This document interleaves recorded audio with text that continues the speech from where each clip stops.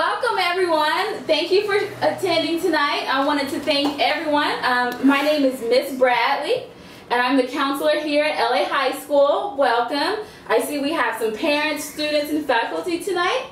Tonight we're going to have an open forum discussion and it's going to be based about social media, which our children are at risk daily for social media. Okay? Good topic, right? Let's see here. So how we're going to start off, we're going to start off with the questionnaire. I would like everyone to participate. I'm going to hand out pen and paper. We're going to answer the questions, and as a group we're going to discuss the answers. The first question is, what is social media? Number 2, what are some examples of social media sites? How much time does your child or teenager spend using social media daily? Is there a TV set or an internet connected electronic device, so meaning a computer, an iPad, a cell phone, that's in your child or teenager's bedroom? Do you have rules set for social media usage? If so, what are the rules? Do you believe that social media has affected your child's grades? If so, how? What is sexting? On average, who do you think sex more, boys or girls? What is cyberbullying, and who do you think cyber bullies more, boys or girls? Okay, so I'm going to go ahead and pass out some pen and paper, and if you guys can just take a couple of minutes and we can go ahead and we'll have a group discussion. There you go. Just please make sure the number. No, everybody take 3. Grab a pen. You can grab a pen here. There we go. Here's your stack. Make sure the number, because I will be calling and asking everyone to discuss their answer. No, that's fine. There you go. Oh, hi, Mr. Pascal. Thanks for showing. Here you go. You can go ahead and fill this out. Thank you. Remember, there's no wrong answer. We're all going to discuss together. Does anybody need a clipboard? No? Okay. Yes? Okay, great.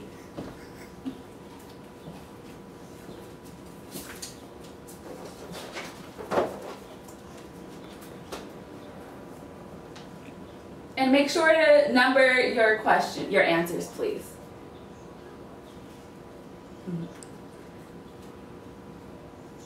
Pretty much here? Okay. So we're going to go ahead and go to the next slide. If you didn't finish, no problems. We'll go over together. Let's see. All right.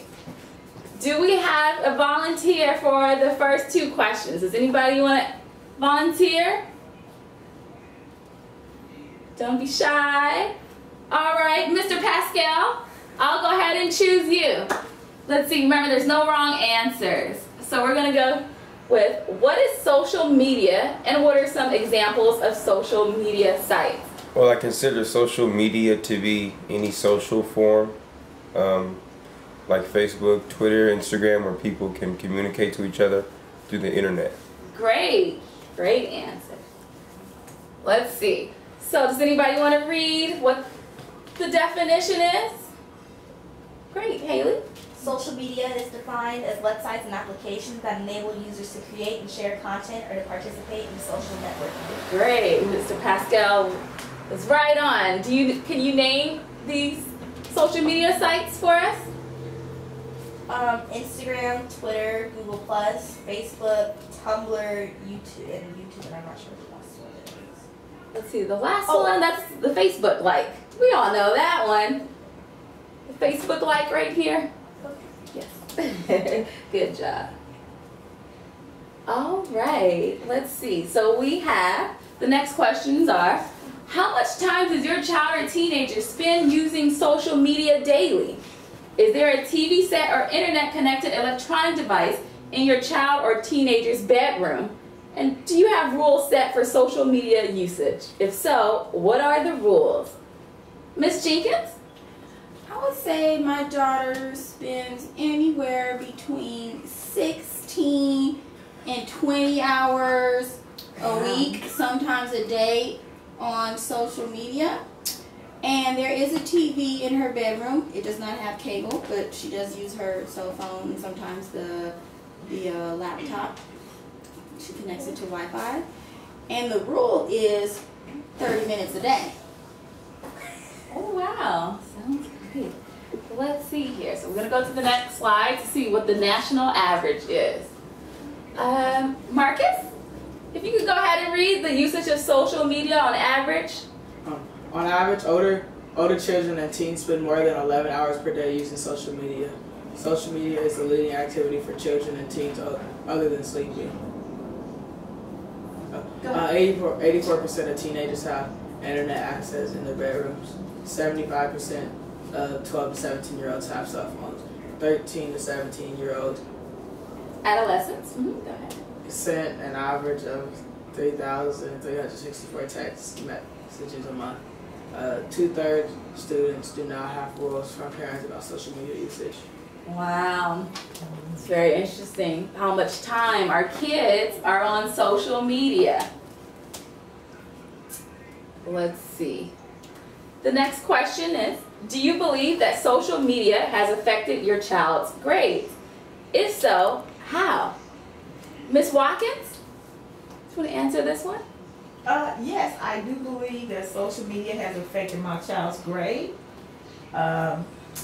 He spends so much time on talking to strangers that he's not studying, and he also is not actually learning because he's on social media getting information, which could be false information, but he's just getting answers. So yes, I feel it is affecting his grade. Let's see here. Miss Jenkins, if you can go ahead and read the slide about how social media is affecting our children's decline in grades. Children who spend too much time online find it difficult to concentrate in class, tend to be distracted, or have shorter attention spans. 54% of teachers say children can't write as well as they should because they are more used to keyboards and touchpads. Right. All right, let's see. And Haley, can you guys see here? When we did a poll of social media distracts me from my studies, can you see how many children agreed, strongly agreed? 38%. And how many children agreed? 33%.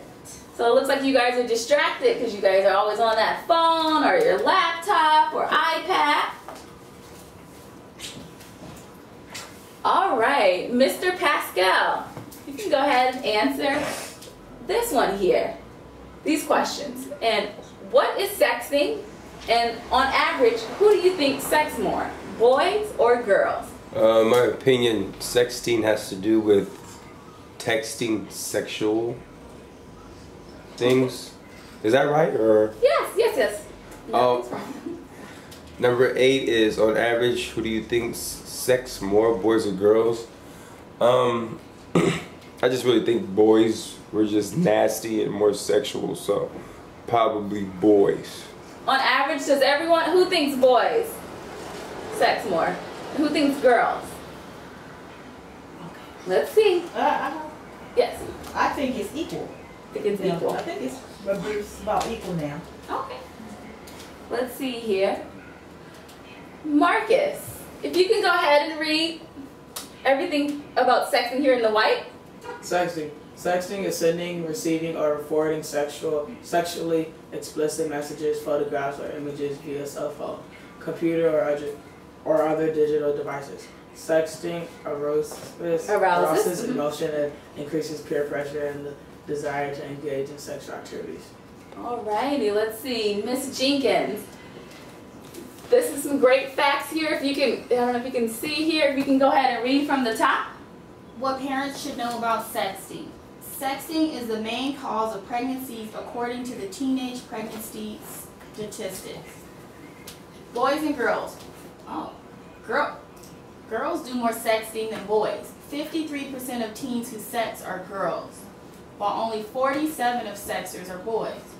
40% of all teenagers have posted or sent sexually suggestive messages, nude photos and videos. 20% of teens have sent or posted nude or semi-nude photos or videos of themselves. Message sharing. 17% of sexters share the messages they receive with others, and 55% of those share them with more than one person. Relationship. 15% of teens who have sent or posted nude, semi-nude images of themselves send these messages to people they have never met but know from the internet. Wow, it's very scary. Very scary. Alrighty, let's see. Next questions, the last question's gonna be, what is cyberbullying? And who do you believe is more likely to be cyberbullied, boys or girls? Let's see, I'm gonna go ahead and ask Ms. Watkins. I think it's just being mean over the internet. And I think I would say girls because they're more catty and stuff, but I do believe boys are probably close behind, and they may use false names to act as a girl. Great. Let's see. Who believes it's going to be boys that cyberbullies? Question. Yes. Like get cyberbullied or is doing cyberbullying? Both ways. You think boys? No, I think girls. You think girls? Okay, does anybody think boys? So it's unanimous. Everyone thinks the girls are participating more. Let's see. Who haven't I called on? Haley. You can go ahead and read what's in white here for me. Cyberbullying is deliberately using digital media to communicate false, embarrassing, or hostile information about another person. It is the most common online risk for all teens and is a peer-to-peer risk. For the recipient of cyberbullying, outcomes can include depression, anxiety, severe isolation, and tragically suicide. All right, let's see. Does Mr. Pascal or Ms. Watkins want to read the facts over here? Mr. Pascal? Oh, you don't have your glasses on? Okay, no problem. Let's see. Ms. Jenkins, can you see? The truth about cyberbullying. 88% of social media using teens have seen someone be mean or cruel on a social network site. The most common types of cyberbullying are mean and hurtful comments. Looks like that's 14.3%, followed by rumor spread, 13.3%. Teens who spend more than 3 hours per school day on online social networks are 110% more likely to be cyberbullied. 25% of girls, 17% of boys. Only 7% of U.S. parents are worried about cyberbullying, even though 33% of teens have been victims of cyberbullying. 1 in 6 know their child has been bullied via a social networking site. 21% of teens have been victims of cyberbullying at least once in their life. 19% of teens have cyberbullied others at least once in their life. 13% of teens said they had an experience on the social network site that made them feel nervous about going to school the next day. 20% of teens say that people are mostly unkind on social media sites. Let's see. Okay. So I just gave you guys a lot of facts, and so now we're wondering what we can do with all of these facts. Let's see. Mr. Pascal, do you want to read the recommendations for us, please, of what we can do with all this information? Recommendations: keep the TV set and internet-connected electronic devices out of the child's bedroom. Monitor what media your children are using and accessing, including any websites they are visiting and social media sites they may be using. Co-view TV, movies, and videos with children and teenagers and use this as a way of discussing important family values. Enforce a bedtime. Curfew for media devices, including cell phones. Establish reasonable but firm rules about cell phones, texting, internet, and social media use. Great. So we just really want to stress that we shouldn't just give them cell phones and let them do whatever they want and we have no idea. We really need to start monitoring what our children are doing on these social media sites. And so right now we're going to do a role play. Research has identified the importance of ongoing discussions between parents, caregivers, or teachers and children about online interactions. As such, we will read 2 sample scripts between a parent and a teenager to encourage cyberbullying related conversation. So we're going to see how, when this comes up, how we are going to deal with these situations. So I'm going to go ahead and give you this. I can go ahead and read this part. Let's see. Alrighty. Hi, Mr. Pascal. Thank you. Yes. Alright, if we can go ahead and start with Miss Jenkins and her daughter Haley. If we can go ahead and role play, if you can go ahead and read for us. What have you been doing on the computer for the past hour? Oh, nothing. Just dealing with some stuff on my Facebook. What do you mean? Is everything okay? It's fine. I don't want to talk about it. You know you can tell me anything. I know something is bothering you, so what's up? The stupid kid from my English class posted a stupid photo of me on my Facebook wall. He edited my profile picture to make it look like I'm really overweight and wearing a bikini. And he photoshopped it. And he took my face and put it on someone else's body. Wow, that's awful. I'm sorry. Some people were posting mean comments about the photo. One person said that I'm a fat whale and no guy would want to date me, so I'm feeling really crappy. Listen, I know it may seem like the end of the world right now, but we're going to fix this. First, make sure you delete the photo from your wall. We'll also review your security settings on Facebook to ensure only your real friends have access to your profile. And we can set some controls if you want to say who can and cannot post on your wall. We'll also report and block the person who posted the photo using Facebook's report abuse link. I'm sorry this happened to you. Some people are just going to be mean and we're not going to be able to understand it. But we can definitely do something about it. Thanks, Mom. Thanks for not freaking out and for being calm. Let's do it. Now that was a great example. So let's see. What was the problem that in the role play that Haley addressed to her mother? Anybody here? Yes. Was it her being bullied? Yes. Correct. Cyberbully. Cyberbully, yes. And so what was the solution that the mom offered, Ms. Jenkins? That was to delete the photo from the Facebook wall, and then review and reset any security settings, and to report and block the person who was doing the cyberbullying. Great. That's good. Anybody have any questions or anything? Alright, so we're going to move on to our last assignment here, and it's going to be between Mr. Pascal and Marcus. You guys can go ahead and start. So right here, from here to there? Yes, it's highlighted, and I highlighted your lines. I was watching the news tonight and I saw a story about a student who committed suicide after some pretty embarrassing photos were sent around school by her ex-boyfriend.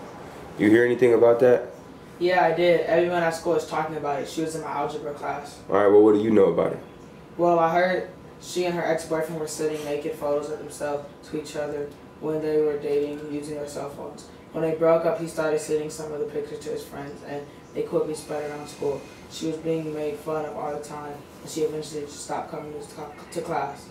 The next thing I heard, she killed herself. Alright, do you know what the media calls it when you send photos of yourself nude? What? Sexting. And did you know that it's actually illegal when it comes to teens your age? Really? Yeah. Sending, receiving nude photos of somebody under the age of 18 is against the law.